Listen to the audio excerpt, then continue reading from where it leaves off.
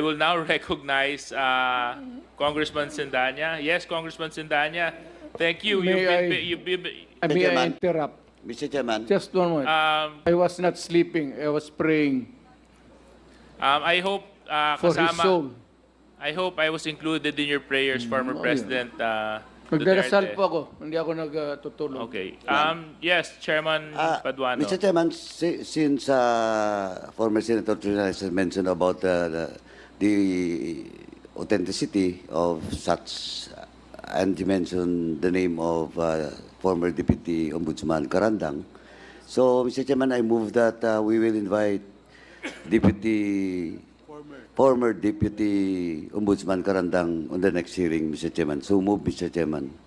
There's a motion that we Second. invite former Deputy Ombudsman Karandang. Any second? Duly seconded. Any objection? There being none, motion's approved. Thank you very much. Mr. Chairman, I was informed by the COMSEC that the documents that this representation is asking is not a document. It's a video. No, this is the presentation. We got the same one. We can have it reprinted, Mr. Chairman. Yeah, with the permission of Chairman Dan. We will give it. Let's recognize Congressman Sindanya, and then we'll move to the next matter because he has been patiently waiting for his turn. Kaninang umaga pa yan nandito, so pagbigyan muna natin. Congressman Sindanya, bagong upo po itong kinatawan ng kanyang party list. So, of course, you have 10 minutes. You may proceed. Magandang gabi po, Mr. Chair. Maraming salamat. Magandang gabi po sa ating lahat. Totoo po yun, kanina umaga pa, walang tayuan, walang kain. Pero chill lang muna po tayo in the pursuit of truth. I'd like to begin with a short manifestation on the issue of the death penalty. I have to put on record that Akbayan maintains that this is an anti-poor measure. Alam naman po natin na ang karamihan, if not all ng nasa death row, ay laging puro mahihirap dahil hindi nila afford ang mahusay na abogado. Which calls to mind yung mga biktima ng EJK, na karamihan ay mahihirap. Kaya nga po marami nagsasabi that the war on drugs is a war on the poor. Since this morning, I was intently listening to the former president. At nung umaga po, during the first interpellation, nabanggit ninyo na kayo mismo ay nagugulat na sa dami ng pinatay at inutusan niyong pumatay, pero wala pang kaso laban sa inyo. Bakit po kaya ganon, Mr. Former President? Ewan ko, sir. Ikaw lang makasagot niyan. Marami pong salamat for responding, Mr. Former President. I'll now go to my questions, beginning with, earlier, you have reiterated quite often that you will cooperate. Papayag po kayong maimbestiga at magpaimbestiga sa ICC. Is that right, Mr. President? Matagal ko na silang hinintay, sir. Ako nga ang lilipad na doon kung may pera lang. Sa totoo lang. Mr. Chair, Mr. Former President, the second question is, doon po sa investigasyon na ito sa ICC, papangalanan niyo po ba ang mga miyembro ng Davao Death Squad?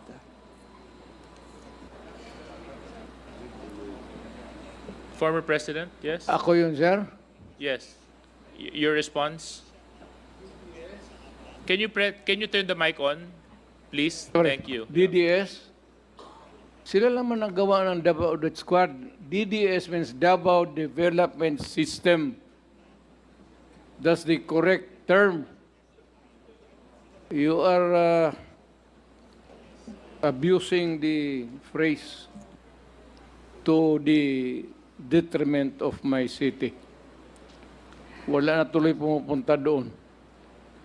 Still on the issue, Mr. Chair, willing po ba kayo na doon sa investigasyon na yon sa ICC na pangalanan ang mga biktima ng pagpatay sa Davao ng DDS, however you call it, simula nung kayo ay mayor, hanggang sa kayo po ay maging presidente? Hindi ako gumagawa ng listahan, sir, kung sino ang namatay. You have to go to the register of what's it? Civil registrar. At maybe sa police. Huwag ho sa akin, hindi ako bookkeeper ng para sa namatay ng mga tao. Next question, Mr. Chair, Mr. Former President, willing po ba kayo na doon sa investigasyon na yon magsalita tungkol sa paggamit nyo sa PNP bilang inyong death squad through the reward system? Yes, I will answer questions about DDS, but I have never said that I am willing to admit the existence of DDS to kill people. In that investigation, Mr. Chair, Mr. Former President of the ICC, willing po ba kayong banggitin kung sino-sino ang nasa drug war at a drug war watch list ng Malacanang at ng police? Magalit pa ako, sir, kung hindi nila gamitin. Totoo lang.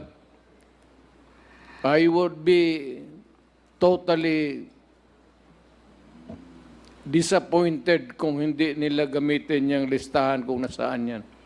And the people that they think could shed a light to the extrajudicial killing that happened in this country. Mr. Chair, Mr. Former President, dahil willing kayo magpaimbestiga, naniniwala po ba kayo na kayo ay entitled to due process? Natural. Mr. Chair, Mr. President, bilang akusado, naniniwala po ba kayo na you and your co-accused deserve a fair day in court? I am not an accused, and whoever you are pointing to as the other accused. So I cannot answer your question intelligently. Mr. Chair, for an intelligent answer to the question, perhaps I'd like to direct this question to Attorney Chel Jokno. Attorney Chel, ano po ang rights of the accused sa ICC? Parehas lang po sa mga karapatan ng isang akusado dito sa atin. The right to fair trial, the right to due process of law, the right to remain silent, the right against self-incrimination, the right to confront witnesses and cross-examine them. Halos magkatumbas po yan.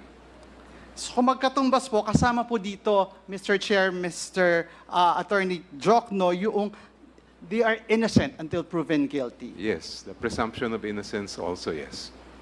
Thank you very much, Attorney Jokno. I'd like to end this very quick round of questions with this short manifestation, a reflection perhaps. Medyo nakakabagabag po na yung mga biktima ng EJK ay hindi na-afford nung parehong treatment na makukuha ng mga kakasuhan at kinasuhan sa ICC. Hindi po ito in-afford sa lahat ng pinatukhang, lahat ng nasa watch list. Hindi man lang nakatapak sa korte, hindi nagkaroon ng fair day in court. Nahatulan agad at nahatulan ng guilty. Are Ito you... pong mga makakasuhan po, I'm not yet done, Mr. Former President, Mr. Chair. Napakaswerte po. Should the former president face the ICC na hindi niya mararanasan ito dahil makakaranas siya doon ng due process na ipinagkait sa mga biktima ng tukhang at extrajudicial killings. That would be all, Mr. Chair. As promised, I will not consume my time. I will respond Thank you. by saying, sir, that I'm waiting for the warrant of arrest of the ICC at saan ba, sa Hague ba yan? Hindi pa ako nakapunta doon. Libre yan. Baski nag-handcuff ako, I would be very willing to go there. Anytime. Totoo yan. Sa edad ko na ito, I'd rather spend my time. Maganda ang prisuhan doon, sir, komportable. Doon na lang ako magtapos ng buhay ko. Thank you very much, Congressman Sindanya.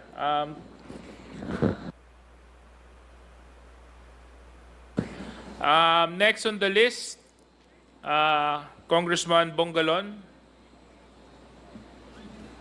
Congressman Jill Bongalon. Because Congressman Sindanya did not exhaust his allotted time, I will pass the time to you. So you have 10 minutes. Thank you, Mr. Chair. Good evening to everyone. Magandang gabi po, former President Rodrigo Roa Duterte, and to all other resource persons. Let's talk about the